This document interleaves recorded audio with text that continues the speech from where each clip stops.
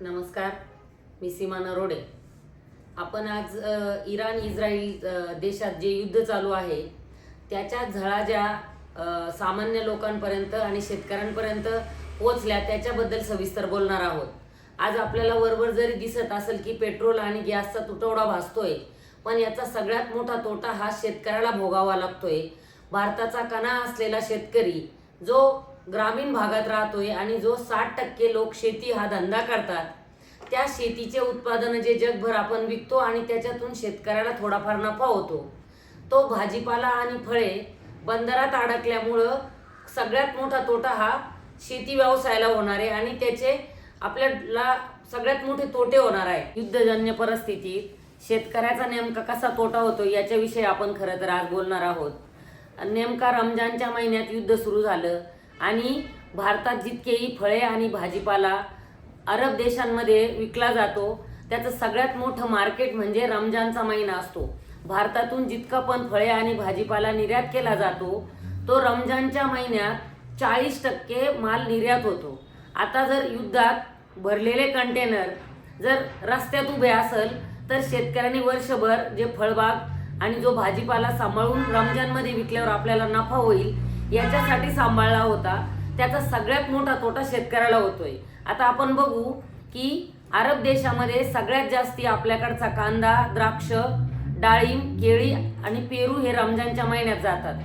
दुबईमध्ये आपल्याकडचा हापूस आंब्याचा सगळ्यात मोठा विक्रेता म्हणून आपण बघतो. आज हापूस आंबा पिकून तयार आहे, पण दुबईची बाजारपेठ हापूस आंब्यासाठी बंद आहे, म्हणजे कोकणातल्या शेतकऱ्याला सगळ्यात मोठा तोटा होणार आहे. आपल्याकडं रमजानमध्ये हळद आणि कच्चे मसाले सगळ्यात जास्ती निर्यात होतात.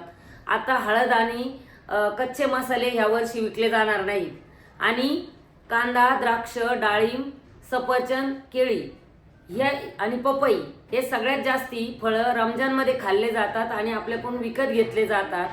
आता त्याचे कंटेनर भरलेले आहे. विशेष म्हणजे 200 कंटेनर हे डाळिंब आणि केळी आणि द्राक्षाचे भरून बंदरात उभे आहे. आणि याचा सगळ्यात मोठा फटका आपल्याला बसणार कुठं आहे की दोन गोष्टी.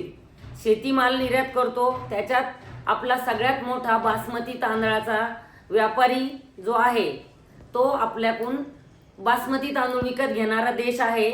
त्याचं आणि अमेरिकेचं युद्ध झालं. आपला ग्राहक देश आहे, त्याच्याशी आपण जर नीट वागलो असतो आणि शांत राहिलो असतो तर आपला बासमती तांदळाचा तो ग्राहक तुटला नसता. आज अशी परिस्थिती आहे की 1.5 लाख ते 4 लाख टन हा तांदूळ बासमती तांदूळ कंटेनरमध्ये भरून बंदरात अडकलेला आहे. त्याच्यानंतर सगळ्यात जास्ती इराण हा आपला चहा विकत घेतो. वर्षाला 700 कोटी रुपयाचा चहा एकटा इराण देश आपल्याकडून विकत घेतो. आपण अमेरिकेची साईड घेतल्यामुळं भारताच्या शेतकऱ्याला सगळ्यात मोठा तोटा होणार आहे. विशेष म्हणजे तांदूळ आणि चहावाल्या शेतकऱ्यांना, हापूस आंब्यावाल्या शेतकऱ्यांना, डाळिंब, केळी, सफरचंद आणि द्राक्ष तयार करणाऱ्या शेतकऱ्यांना सरकारने 32 महिने कांद्यावर निर्यात बंदी ठेवली. जे देश समुद्र मार्गाने जाऊन कांदा विकणारे देश सोडता रस्त्याच्या मार्गाने जाऊन कांदे विकत घेणारे देश होते. 32 महिने सरकारने कांद्यावर निर्यात बंदी ठेवल्यामुळं त्या देशांनी आता दुसऱ्या देशांकडून कांदा विकत घ्यायला सुरुवात केली. म्हणजे दोन्ही बाजूनी सरकारने शेतकऱ्यांना मारायचं ठरवलेलं आहे आणि आता युद्धाच्या झळा आपल्यापर्यंत पोहोचतील. पण आपल्या देशातला माल कसा विकता येईल, त्यांच्याशी कसं गोड राहावं हे कदाचित विश्वगुरूंना कळालेलं नाहीये.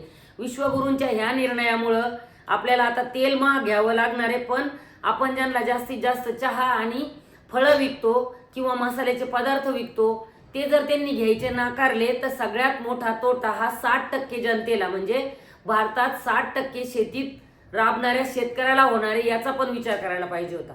भारतातून इराणला आपण काय काय विकत होतो याची मी एकदा तुम्हाला सविस्तर यादी वाचून दाखवते. भारतातले 40% फळे आणि भाजीपाला हा इराणला जातो. आखाती देशात केळी, डाळिंब, द्राक्ष, पपई आणि तांदूळ हा इराणला आपण सगळ्यात जास्ती निर्यात करतो. रमजानमध्ये आपल्याकडून कांदा, हळद आणि कच्चे मसाले सगळ्यात जास्ती प्रमाणात इराणला जातात. त्याच्यानंतर आपला हापूस आंबा, कोकणातला हापूस आंब्यातला 60 ते 70% हापूस आंबा हा दुबईला विकला जातो. 1.5 ते 4 लाख टन आत्ता पण कंटेनरमध्ये बासमती तांदूळ आहे जो इराणला जाणार होता. दुसरं म्हणजे केळी, द्राक्ष आणि सफरचंद यांचे 200 ते 300 कंटेनर आता व्यापारासाठी रस्त्यावर उभे आहेत. आणि सोयाबीन, हळद, सुकामेवा, वेलदोडे हे पण आपण अरब कंट्रीला विकतो, ते पण रमजानच्या महिन्यात. आणि सगळ्यात जास्ती नमक्कल हे जे शहर आहे त्या शहरातून सगळ्यात जास्ती अरब कंट्रीत आपल्याकडून अंडे दिले जातात. दररोज अंड्याचे कंटेनर त्या देशात जातात.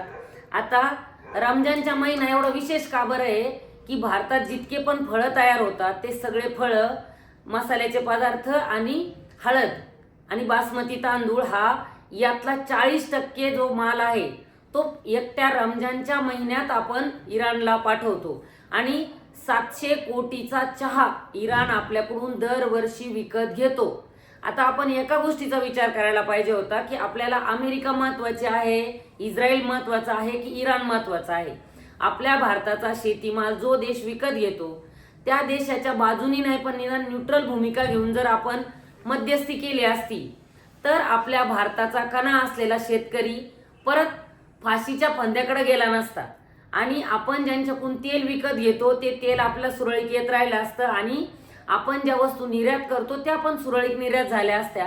आता आपण अमेरिकेची बाजू घेतली, अमेरिकेच्या राष्ट्राध्यक्षांना घाबरून, आणि आपण स्वतःला आम्ही 2035 पर्यंत महासत्ता बनू असं जे सांगतो आहे. महासत्ता बनण्यासाठी आपले स्वतःचे निर्णय, आपल्या देशाच्या स्वार्थाचे निर्णय आणि आपण जिथून पैसा कमवतो ते निर्णय आपल्या स्वतःनी घ्यावे लागते, ना की कुठल्या देशाच्या राष्ट्राध्यक्षांनी आपल्याला म्हणलं बस की बसायचं, उठ म्हणलं की उठ. अशाने आपण कधीच महासत्ता बनू शकत नाही. आज आपली काय परिस्थिती आहे, आज ह्या एक जहाज जर समजा इराणने आपल्याला दिलं सहानुभूतीने, पण इराणनी स्पष्ट भाषेत सांगितलं इथून पुढचं तेल तुम्हाला आमच्याकडून महागात घ्यावं लागल. मग आता उरलेले पैसे आपल्याला अमेरिका देणार आहे का, इस्रायल देणार आहे का?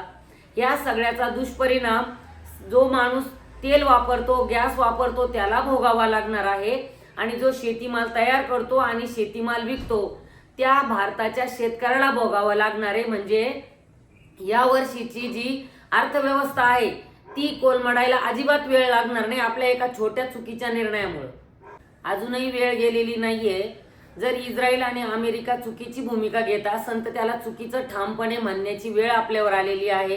आणि इराणकडून आपला स्वार्थ आहे, इराणकडून आपल्याला तेल विकत घ्यायचं आहे आणि आपल्याला आपला शेतीमाल त्यांना विकायचा आहे. तर आपण इराणची बाजू जर बरोबर असेल तर त्याच्या बाजूने ठामपणे उभं राहून आपल्या देशाची अर्थव्यवस्था सुधारण्याची खरं तर ही वेळ आलेली आहे.